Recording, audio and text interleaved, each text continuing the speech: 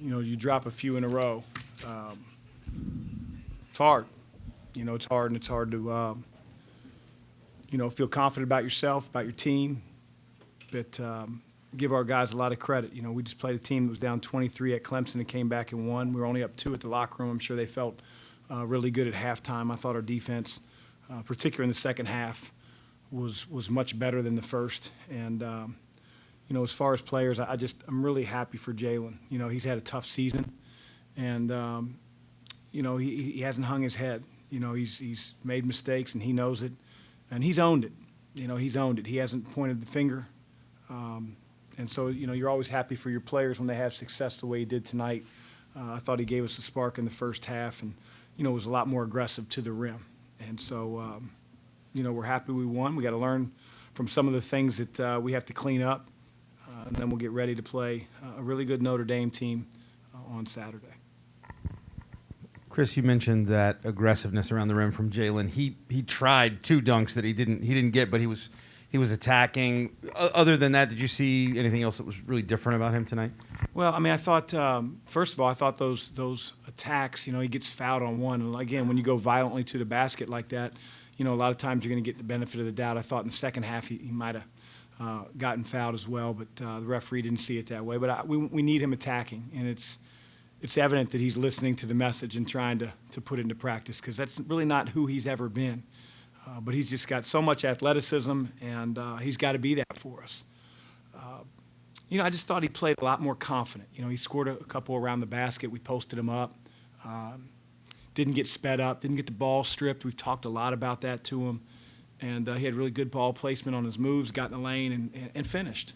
And I thought his defense was pretty good. We got to rebound better as a team, and he was a part of that. But, again, when you've had the snide that he has, it's baby steps, and I'm really happy that he really took a huge step forward for us today. You guys have gotten so little production out of him over the course of the year. If he could start to give you a little something more, how much could that change? It changes a lot, because he's, arguably, one of our best athletes. He can really get up off the floor. He can do a lot of different things. At times, we've talked, he's got to stay in his lane at times and just keep it simple. I don't want to pull him out because he just, he's got cumulative mistakes happening. And, he asked me what he could do to play more, and I said, worst case scenario, and when I pull you out, and after a 3 or 4 minute stretch, it's got to be because you were tired, not because you had multiple turnovers and had a defensive lapse, forgot to block out. Again, he wasn't perfect tonight in any way, shape, or form, but he was much better. It gave the coaching staff a lot more confidence in keeping him in there. Chris, you changed up the starting lineup tonight. What do you think that group gave you to start this game off? Well, I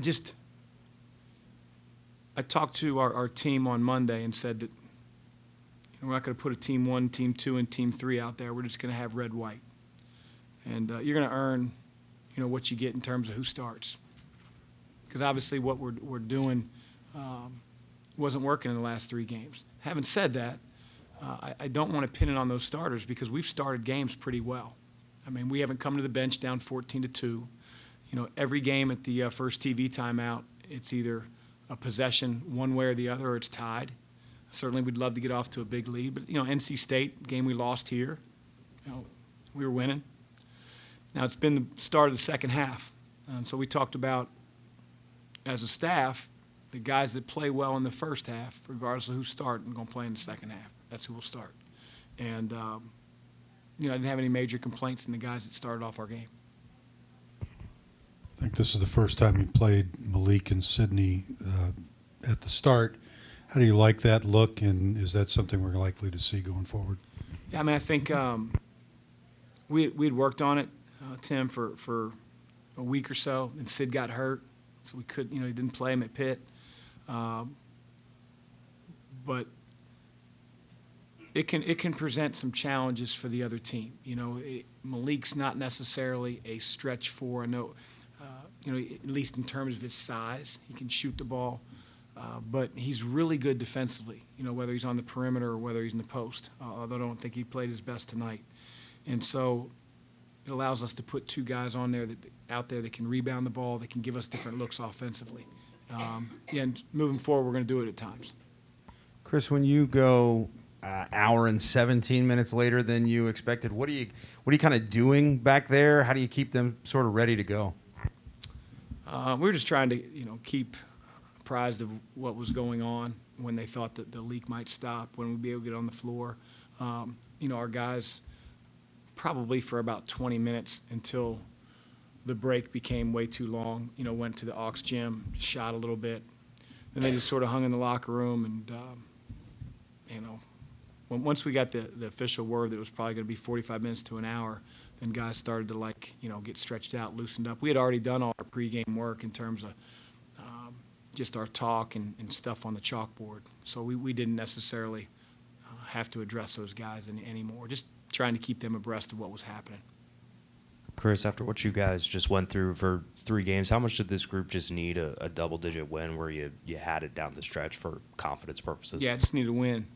I mean, it beats, nail biter at the very, very end. But, Boston College, gave us all they could handle, all we could handle for a large majority of the game. And so I knew they wouldn't have any quit in them. You watch them go to Clemson, South Carolina, and do what they did.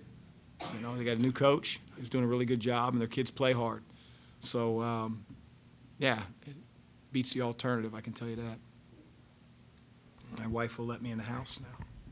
Chris, they missed 14 layups. Are you encouraged by the way you contested around the rim, or a little concerned about giving up 27 attempts?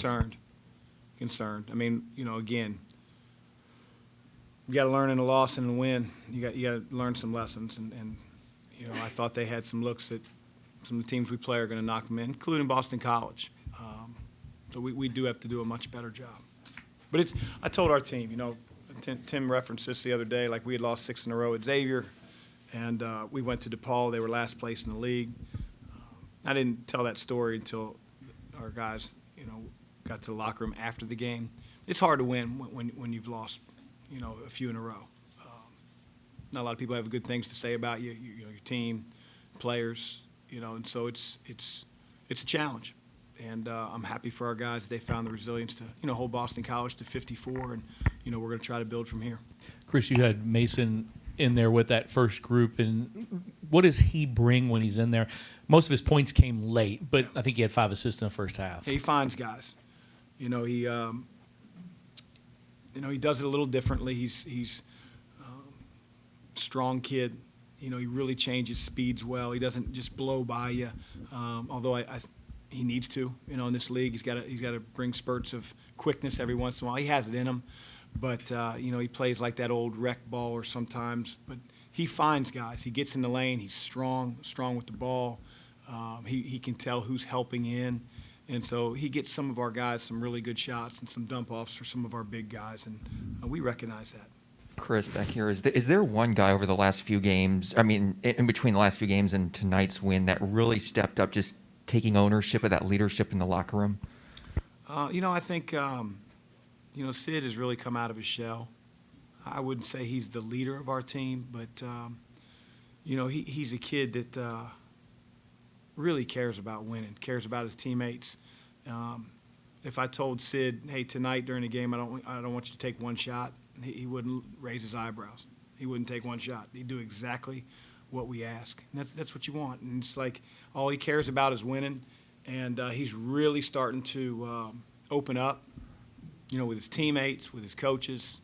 It's been fun to watch. He didn't get here until late August. And, I'm happy for him. But, we've got some good leadership in our locker room. Chris, along that line, was there a point where you saw those guys kind of taking ownership and taking charge themselves, where you didn't have to tell them what to do, that they sort of figured it out on their own? Well, I just think that a telltale sign of what you want as a coach is when they come to practice on Monday after we lose to Pitt. And, we're not picking guys up with a spatula. There was big-time energy. Guys were competing. They were wanting to get better. So their heart's in the right place. Guys want to win. They want to win for Louisville. They want to win for their city, their school, their teammates. And we're just figuring it out. And that was a good sign. Great. Thanks, Coach. Thank you. Back with